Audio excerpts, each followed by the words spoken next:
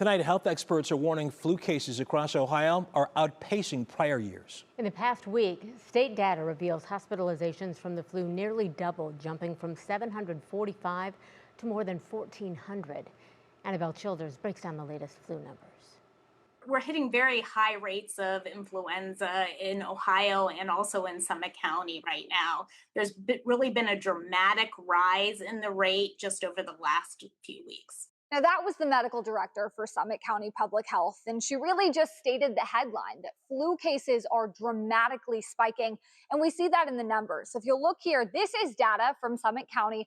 You can see all of these lines depict the number of flu cases over the last 5 years.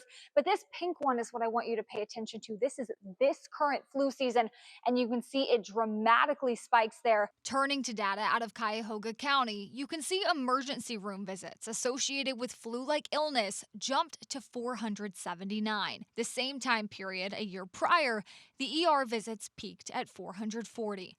I asked Dr. Sobolewski if she believes these flu numbers will keep climbing.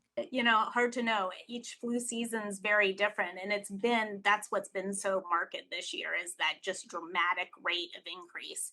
So, does it spike and go down? Does it continue to rise? We really don't know. But right now, being in the trenches, it definitely feels bad. Like it just feels like there's a lot. Dr. Amy Edwards is a pediatric infectious disease specialist at UH Rainbow Babies and Children's Hospital, and she says the cases she's seeing in children are troubling. The thing I want to stress is it's the number of kids who are having complications from influenza. So we're seeing kids with bacterial pneumonia, kids needing chest tubes because they have pus in their chest. Dr. Edwards is urging people to get their flu shots, though she acknowledges challenges with this year's vaccine. And I know, I'm very aware of the fact that it doesn't match super well this year. That does happen. The mutation that brought the new variant to the front, wasn't predicted, and so it's not in the vaccine. But we do see some cross-reactivity that when we compare vaccinated and unvaccinated populations, which we do at the end of every flu season,